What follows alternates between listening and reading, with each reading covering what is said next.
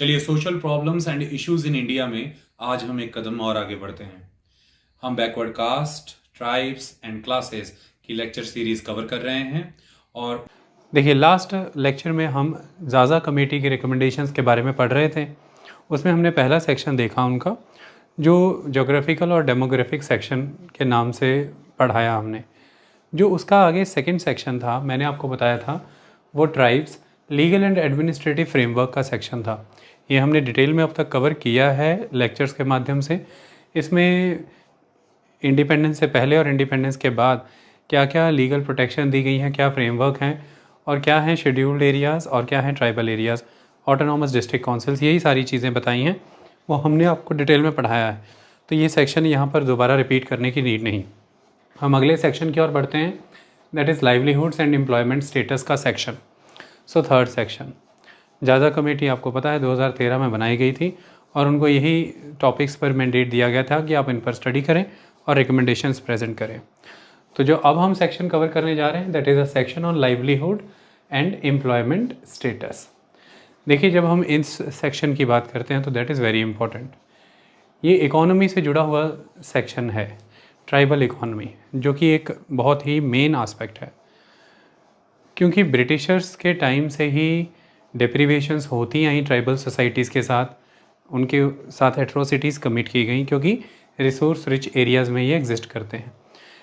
इसका यहीं से आंकड़ा पता चलता है कि इनके साथ डिप्रीवेशंस कुछ इस तरह से होती हैं कि झारखंड और उड़ीसा, जो कि ट्राइबल डोमिनेटेड स्टेट हैं, जो कि रिसोर्स रिच स्टेट्स भी हैं, वहाँ पर अगर 2004-05 के आंकड़े से चलें तो झारखंड में 55% के अराउंड और उड़ीसा में 74% के around tribals below poverty line हैं, जबकि ये दोनों ही प्रिडोमिनेंटली ट्राइबल स्टेट्स हैं और ये दोनों ही predominantly high resource rich areas हैं।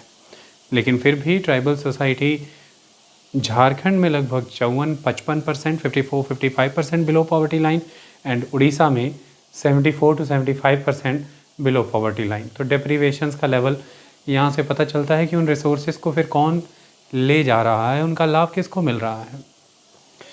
इसी तरह की डिप्रीवेशंस 40% तक ट्राइबल्स अब तक डिस्प्लेस हो चुके हैं डैम्स और अदर प्रोजेक्ट्स की वजह से। तो जो फॉल्टी इकोनॉमिक प्रैक्टिसेस हमने इंडिपेंडेंस के बाद भी अपनाई, उसका रीज़न ये रहा कि आपने काफ़ी बड़े स्तर पर इन्वेस्टमेंट्स की हैं इन एरियाज़ में।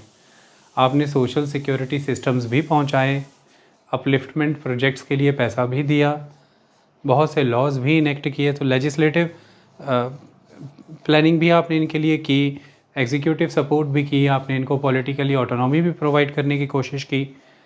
तो इकोनॉमिक स्फेयर में बात करें, पॉलिटी के आस्पेक्ट में बात करें, लेजिस्लेटिव एंड एग्जीक्यूटिव दोनों, कल्चरल प्रोटेक्शन की बात करें, बाया पॉलिटिक्स, उसकी भी बात अगर कर लें, तो हर तरह से आपने समर्थन दिया, पैसा भी लगा, मशीनरी भी लगी। लेकिन फिर भी ऐसा क्या हुआ कि लेफ्ट विंग एक्सट्रीमिज़म LWE इस क्षेत्र में इतना बढ़ गया था। उसका रीज़न इकोनॉमी ही था, जिस सेक्शन को आज हम पढ़ने जा रहे हैं। कारण ढूंढने के कई प्रयास किए गए। एक तरीका ये अपनाया गया कि इसे एक ही पर्सपेक्टिव से देखा गया कि ये एक तरह का नेशनल सिक्योरिटी आस्पेक्ट है और इसे मिलिट्रीली ही डील करना चाहिए, इसे बाय फोर्स हमें टैकल करना चाहिए। लेकिन फिर हमने रिज़ल्ट भी ऑब्ज़र्व किया और वो ये हुआ कि शेड्यूल्ड ट्राइब्स और भी ज़्यादा एलिनेट होते चले गए इंडियन स्टेट से, भारत से, और दूर होते चले गए, और लेफ़्ट विंग एक्सट्रीमिज़म और स्ट्रॉन्ग होता गया, माओवाद वहाँ पर और मजबूत होता गया, माओइस्ट स्ट्रेंथेंड होते गए। अगला हमने तरीका ये ऑब्ज़र्व किया, एक पर्सपेक्टिव ये भी निकला कि जिन जिन ट्राइबल एरियाज़ में माओइस्ट होल्ड है, लेफ़्ट विंग एक्सट्रीमिज़म स्ट्रॉन्ग है, ये पाया गया है कि उन ट्राइबल एरियाज़ में ही इकोनॉमी, सोसाइटी को लेकर के जो भी अब तक के प्रयास भारत सरकार के द्वारा किए गए हैं वो कमज़ोर हैं।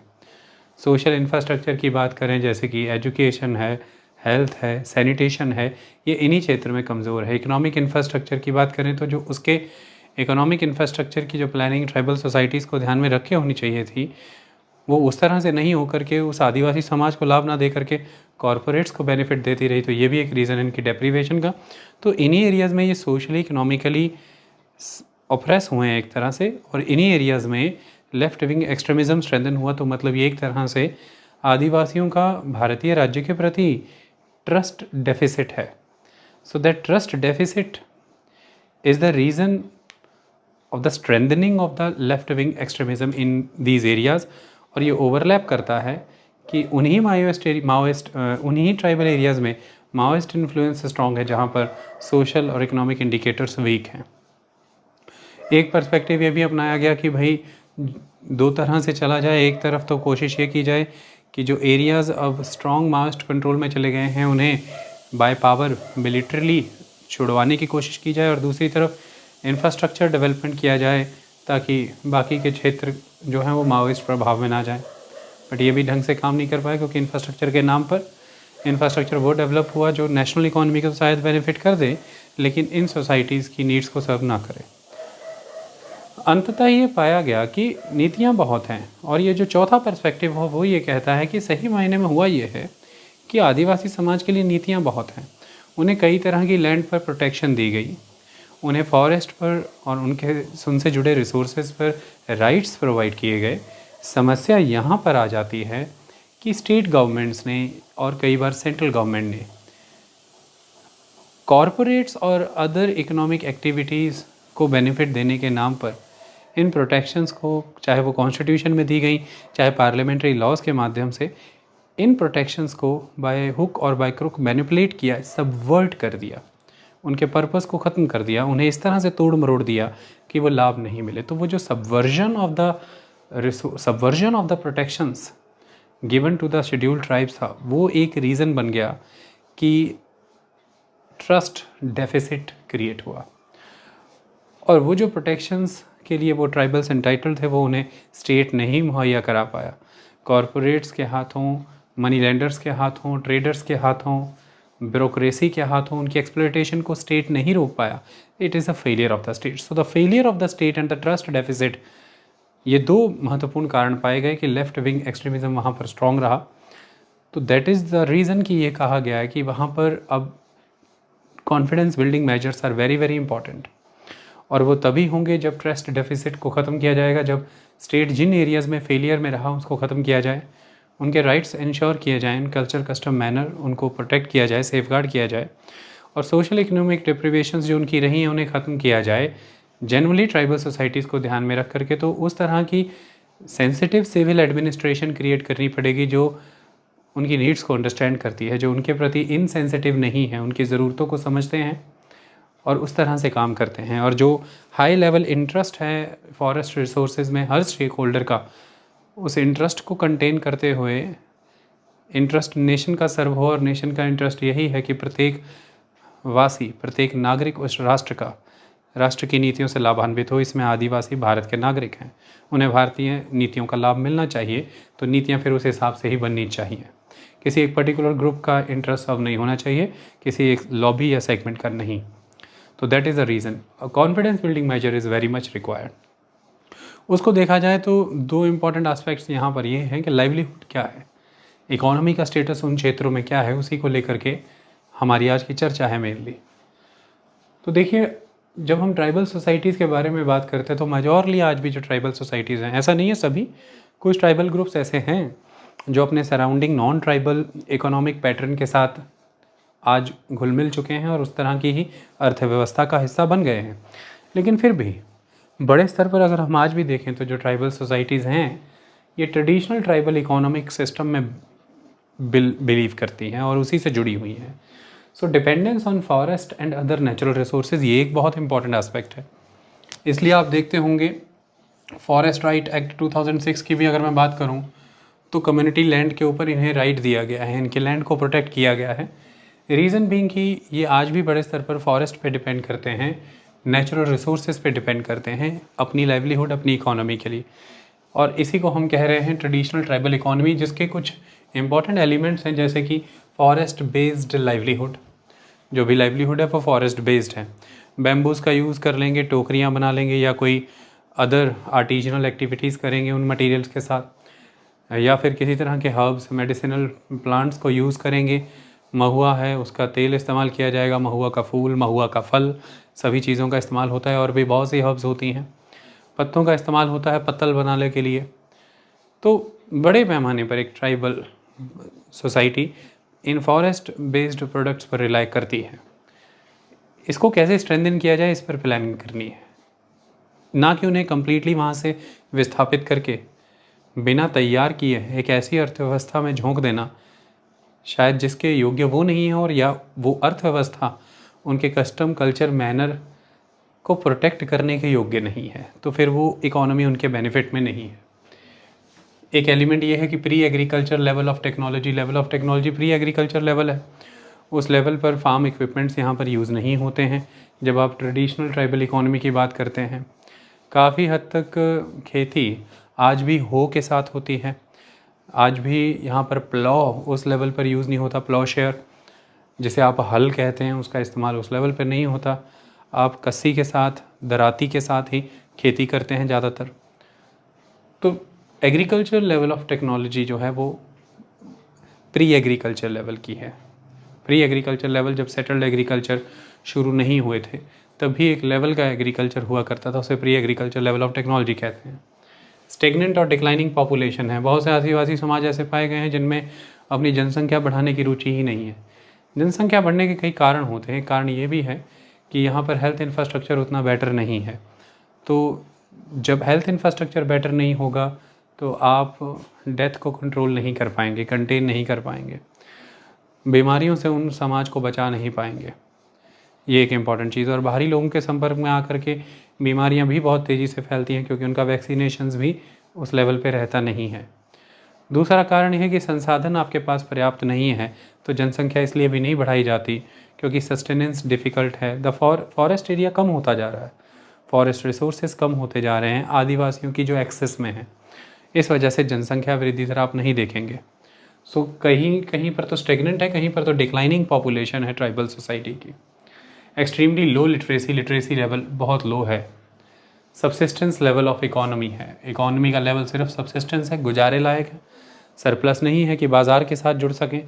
यही एक कारण है कि वो जो प्रोडक्ट्स हैं फॉरेस्ट के, जिनके बेस पर इनकी इकोनॉमी चलती है, उनके और भी बेहतर क्रिएटिव यूज़ हो नहीं पा रहे हैं क्योंकि आउटसाइडर्स के द्वारा एट्रोसिटीज़ इतनी कमिट की गई हैं अब तक, चाहे वो मनी लेंडर थे, ट्रेडर, बिजनेसमैन थे या ब्यूरोक्रेट्स थे, जिसके फलस्वरूप इनकी ज़मीनें हथिया ली गई, इन्हें गरीब बना दिया गया पूरी तरह से, ऑक्यूपेशंस इनके ख़त्म कर दिए गए। इसका एक नतीजा ये है कि बाहरी समाज से जुड़ना ही इन्हें ऐसा लगता है कि इनकी बर्बादी की शुरुआत हो चुकी है, जिसकी वजह से न्यू क्रिएटिविटीज़, नई साइंस, नई टेक्नोलॉजी इस एरिया में पेनिट्रेट ही नहीं कर पा रही। और यही कारण है कि आप आज भी सबसिस्टेंस लेवल ऑफ इकोनॉमी में ही एग्जिस्ट कर रहे हैं क्योंकि स्किल डेवलपमेंट नहीं है, लैंड को बेटर यूज़ करने की प्रैक्टिसेस नहीं हैं, बेटर इक्विपमेंट्स नहीं हैं, बेटर सीड्स नहीं हैं, बेटर फर्टिलाइजर्स अवेलेबल नहीं हैं, इस तरह के तंत्र के साथ जुड़े ही नहीं हैं।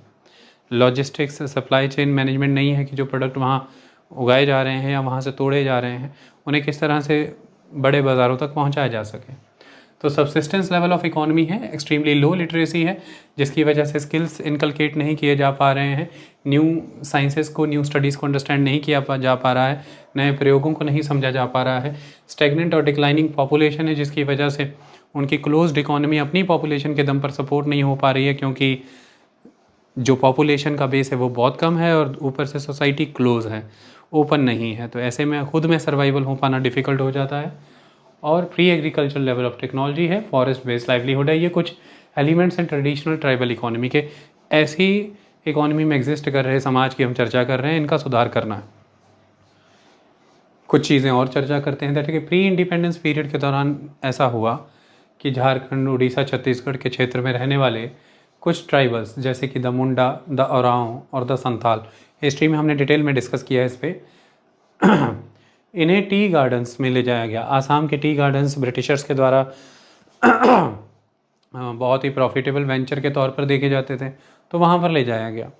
एक तरह का इंडेंचर्ड लेबर, देखिए बॉन्डेड लेबर कंसेप्ट तो ख़त्म हो गया था, एक तरह का इंडेंचर्ड लेबर कंसेप्ट था कि कॉन्ट्रैक्ट कर लिया जाता था और फिर आप उस कॉन्ट्रैक्ट के साथ बाउंड होते थे कि वहीं रहना है और कॉन्ट्रैक्ट के तहत वहीं पर काम करना है जब तक कॉन्ट्रैक्ट ख़त्म नहीं होता। तो वो नियर टू बॉन्डेड लेबर था, तो it is indentured labour. Indentured labour के तौर पर इन्हें वहाँ ले जाया जाता था, वहाँ पर ये कामकाज करते रहे।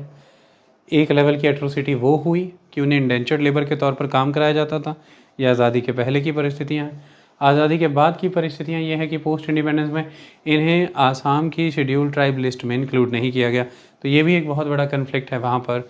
जो वहाँ के आसाम के शेड्यूल ट्राइब लिस्ट के शेड्यूल ट्राइब्स हैं और जो किसी ज़माने में छत्तीसगढ़, झारखंड, उड़ीसा के क्षेत्र से वहाँ पर ले जाए गए आसाम के चाय बागानों में काम करने के लिए, लेकिन उन्हें वहाँ पर शेड्यूल ट्राइब, आसाम के शेड्यूल ट्राइब का दर्जा प्राप्त नहीं है। तो उन्हें फिर वो सारे अधिकार लैंड और फॉरेस्ट पे वो प्रोटेक्शंस प्राप्त नहीं है, जिसकी वजह से बड़े पैमाने पर उनकी लाइवलीहुड, उनकी इकोनॉमी सफ़र हो रही है। और ये भी एक रीज़न है वहाँ आसाम में हो रहे कन्फ्लिक्ट्स का। That is the important aspect. अगर इन कम्युनिटीज़ की बात करें तो कुछ आंकड़े सामने आते हैं। वो ये है कि communities, tribal communities practicing hunting and gathering have declined by 24.08%। तो अब आपको कहीं पर एक आंकड़ा अगर दे दिया जाए कि भाई हंटिंग और गैदरिंग करने वाली कम्युनिटीज़ ट्राइबल सोसाइटी की 24.08% से घट गई हैं। Practicing hunting and gathering have declined by 24.08%।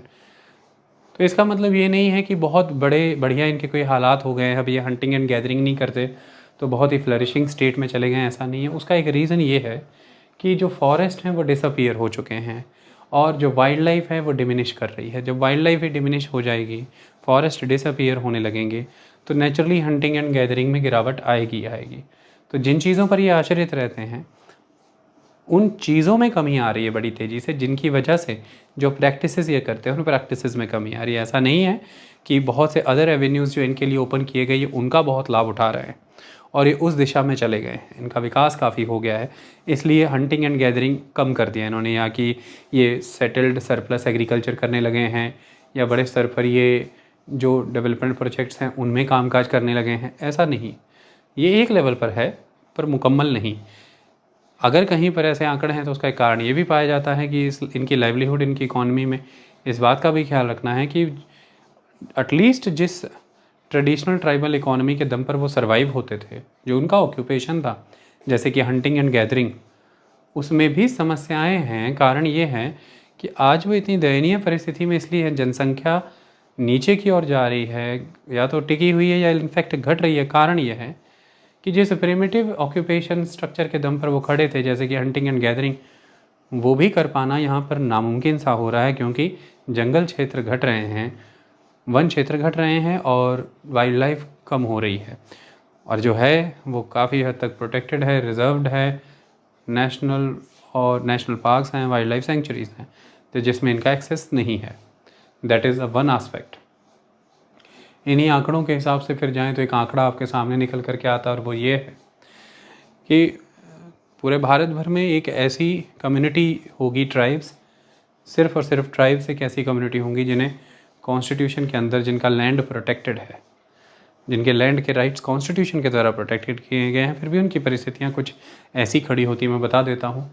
अगर आप रूरल लेवल पर देखें तो below poverty line population tribals की 47.1% है, यानी कि ग्रामीण क्षेत्र के स्तर पर अगर देखें तो 47.1% बिलो पॉवर्टी लाइन पीपल रह रहे हैं ट्राइबल सोसाइटीज़ के, जबकि नेशनल एवरेज यहाँ पर 33.8% है।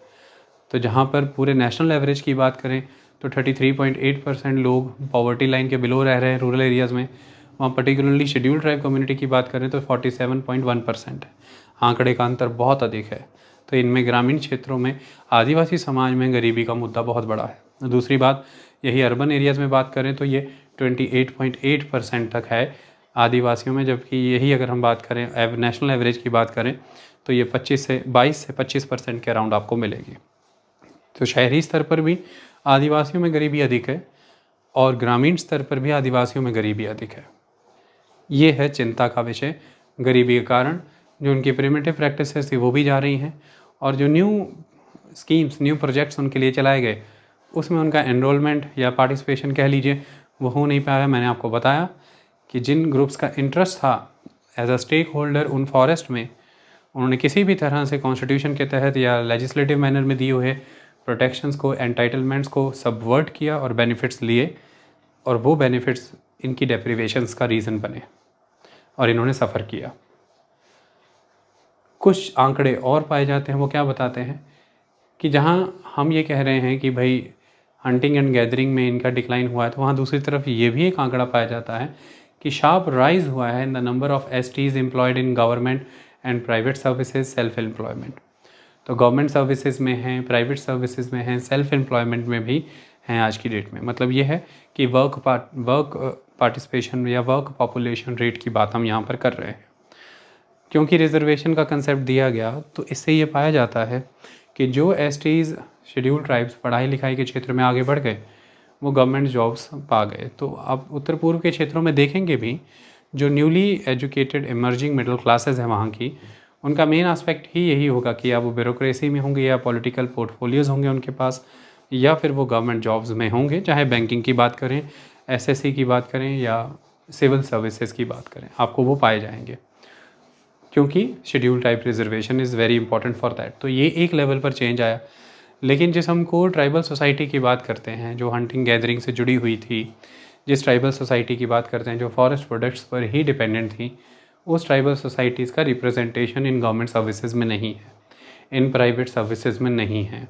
और सेल्फ एम्प्लॉयमेंट के नाम पर जो एम्प्लॉयमेंट है वो बहुत ही डेप्लोरेबल स्टेट में है। अगर उन सोसाइटीज़ का शेयर है भी है तो वो it is a deplorable aspect, वो उतना विकासवादी नहीं है, इट इज़ अ मियर सस्टेनेंस। लेकिन हाँ, ये बात पाई गई है कि कहीं ना कहीं जो रिजर्वेशन का कंसेप्ट दिया गया था उसने लाभ पहुंचाया है समाज को, और बहुत ही तीव्र आपको उछाल गति दिखती है किन मामलों में, गवर्नमेंट सर्विसेज में, प्राइवेट और सेल्फ एम्प्लॉयमेंट में। कुछ आंकड़े इन चीज़ों के भी ले लेते हैं, जैसे कि लैंड ऑनरशिप की अगर हम बात करें। जब हम लैंड ऑनरशिप की बात करते हैं तो ये पाया जाता है कि इंडिया लेवल पर जो एवरेज एरिया पर हाउस होल्ड ओन करता है वो है 0.563 हेक्टेयर, यानी कि लगभग 0.56 हेक्टेयर के अराउंड पर हाउस होल्ड इंडिया में लैंड ओन करता है। वहीं शेड्यूल ट्राइब्स की बात करें तो ये आंकड़ा बड़ा है, इंडियन नेशनल एवरेज के कंपैरेटिवली ये बड़ा है, वो है 0.708 हेक्टेयर। तो इसका मतलब ये नहीं है कि ये बहुत ही ज़मीन संपन्न वर्ग है, बहुत ही धन संपन्न वर्ग है, जहाँ पर भारत भर में देखें तो जो पर हाउस होल्ड है वो कितनी ज़मीन ओन कर रहा है, 0.563। लेकिन वहीं दूसरी तरफ शेड्यूल ट्राइब को देखें तो 0.708, तो ये तो बहुत संपन्न है, ऐसा नहीं। उनकी जनसंख्या काफ़ी कम है, वो जितनी ज़मीन पे रहते हैं उस ज़मीन के मुताबिक देखा जाए तो उनकी जनसंख्या कम है, हाउस होल्ड्स कम है, उसके कंपैरेटिवली वो लैंड 0.708 उनके पास आ रहा है। वो जो 0.708 लैंड वो ओन कर रहे हैं शेड्यूल ट्राइब्स, उसमें ये देखना बहुत ज़रूरी है कि वो किस तरह का लैंड होता है, उसकी फर्टिलिटी का लेवल क्या है, वहाँ पर इरिगेशन के ज़रिए कौन कौन से पहुँचते हैं, वहाँ पर माइनिंग के प्रोस्पेक्ट्स कितने हैं जिसकी वजह से वो लैंड माइनिंग के लिए यूटिलाइज़ कर लिया जाएगा और फिर उनके हैबिटेट को डिस्ट्रॉय कर दिया जाएगा, वो कितना क्षेत्र है जो रिज़र्व क्षेत्र के तहत भी आता है। ऐसे बहुत से फैक्टर्स को कंसिडर किया जाए तो जो ज़मीन वो ओन कर रहे हैं एक एवरेज हाउस होल्ड के तौर पर, वो उनकी सर्वाइवल के लिए कुछ भी नहीं है, क्योंकि उनकी जीवन यापन का एकमात्र ज़रिया वो ज़मीन ही है जिस पर वो आश्रित है। उस हिसाब से देखा जाए तो जब हम नेशनल एवरेज की बात करते हैं तो 0.563 का आंकड़ा 0.708 के आंकड़े के मुकाबले इसलिए मजबूत हो जाता है क्योंकि नेशनल लेवल पर other sources of occupation, other avenues of employment are ultimate. But वहीं ट्राइबल सोसाइटीज़ के लिए देखें तो वो विस्तार कभी ओपन हुए ही नहीं जिनके तहत वो बाहर भी आ पाएँ ज़मीनों से, और फिर जितनी उनकी डिपेंडेंस है ज़मीन पर उस हिसाब से ये आंकड़ा कुछ भी नहीं। इसी हिसाब से अगर हम फिर आंकड़े के हिसाब से देखें तो constitutionally backed tribe, constitutionally backed communities जिसके राइट्स कॉन्स्टिट्यूशन बैक करता है, उस लेवल पर देखें अगर फिर तो ये आंकड़ा हैरान करता है कि 9.4% of the STs are landless. 9.4% schedule tribes landless हैं, ज़मीन विहीन हैं। वहीं दूसरी तरफ नेशनल एवरेज कितनी है, 7.4%। नेशनल एवरेज 7.4% है, 7.4% लैंडलेसनेस है, जबकि शेड्यूल ट्राइब में लैंडलेसनेस 9.4% है, जबकि वो कॉन्स्टिट्यूशन द्वारा बैक्ड है। तो ये एक क्वेश्चन है जो डील होना ज़रूरी है। बैंक अकाउंट्स की बात करें तो लगभग 44.98% शेड्यूल ट्राइब्स के पास बैंक अकाउंट है, 44.98% हाउस होल्ड्स के पास बैंक अकाउंट है, जो कि जबकि रिपोर्ट की मैं अगर बात करूं तो ये आंकड़ा लगभग 58% 59% था नेशनल एवरेज का, तो उसके मुकाबले ये कम था। तो फाइनेंशियल इंक्लूजन के मामले में काफ़ी पिछड़ते हैं। केंद्र के द्वारा जहां डायरेक्ट बेनिफिट ट्रांसफ़र के तहत अधिकतर स्कीम्स का लाभ पहुंचाया जा रहा है, उसके तहत अगर देखा जाए तो जहां पर इंस्टीट्यूशनल क्रेडिट इन्हें प्रोवाइड किया जाएगा, यानी कि जो लोन दिए जाएंगे इनका कौशल विकसित करके इन्हें जो रोज़गार प्रदान करना है, इन्हें सेल्फ एम्प्लॉयड बनाना है, इनकी आर्ट को डेवलप करना है, उसके लिए पैसे की आवश्यकता है। वो पैसा मनी लेंडर के क्लचेस से बचाना है और इन इंस्टीट्यूशनली इन तक पहुंचाना है। उसके लिए फाइनेंशियल इंक्लूजन बहुत ज़रूरी है, इनका बैंकिंग एम्बिट में आना बहुत ज़रूरी है, बैंक के घेरे में आना ज़रूरी है। उस मामले में भी अभी बहुत सा काम करना बाकी है। वर्कर पॉपुलेशन रेशियो और लेबर फोर्स पार्टिसिपेशन रेट, ये देखिए labour force participation rate LFPR और वर्कर पॉपुलेशन WPR, इसको थोड़ा समझ लीजिए क्या फ़र्क होता है लेबर फोर्स में और वर्क फोर्स में, क्या अंतर होता है।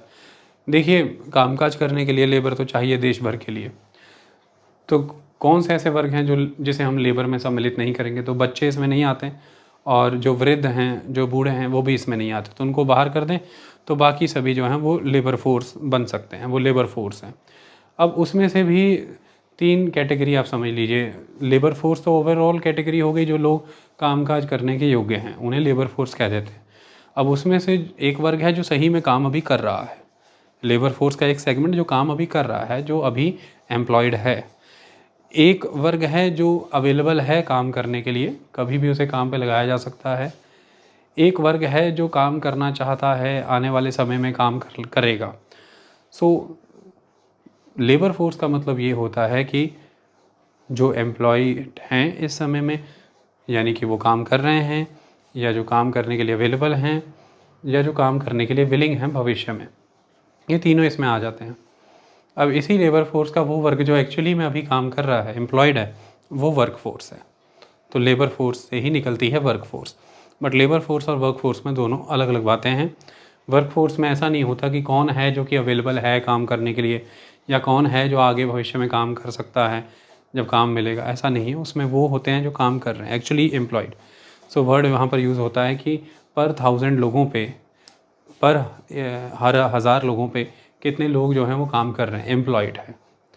तो that is the work population ratio.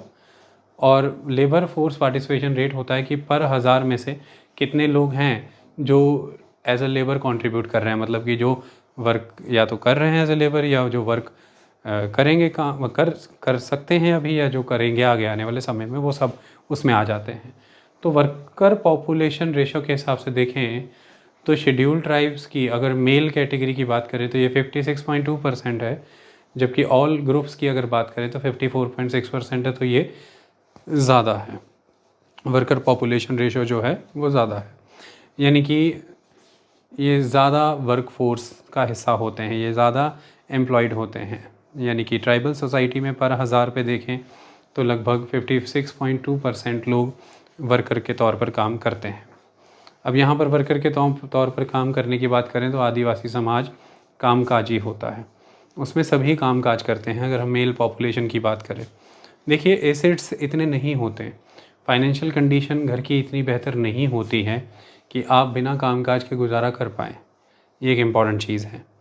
दूसरी तरफ इसको इस तरह से ना देखा जाए कि भाई एम्प्लॉयमेंट के सिनेरियो बहुत ज़बरदस्त हैं इसलिए वर्कर पॉपुलेशन रेशियो अच्छा है। यकीनन गवर्नमेंट सर्विसेज में वर्कर है, ये बात करेक्ट है, प्राइवेट सर्विसेज में है, सेल्फ एम्प्लॉयड भी है, लेकिन इसमें ये देखना ज़रूरी है कि वो जो वर्कर है वो कितनी अर्निंग्स ले करके आ पा रहा है, ये एक महत्वपूर्ण चीज़ है। इस मामले में देखा जाए तो वो परिस्थिति बहुत कमज़ोर है। इसमें भी बहुत सी और चीज़ें पाई गई हैं जिसमें ये पाया गया है कि जो सेकेंडरी और हायर सेकेंडरी लेवल की एजुकेशन प्राप्त कर चुके आदिवासी हैं, अनएम्प्लॉयमेंट के क्षेत्र में वो बाकी कैटेगरीज़ के कंपैरेटिवली ज़्यादा अनएम्प्लॉयड हो रहे हैं। उसका रीज़न ये नहीं है कि वो काम नहीं करना चाहते, वो बहुत ही चूज़ी हैं। उसका रीज़न ये है कि जिस तरह की एजुकेशन उन्होंने ग्रहण कर ली है उसके रिलेटेड, उस एजुकेशन से कनेक्टेड मार्केट में जॉब नहीं है।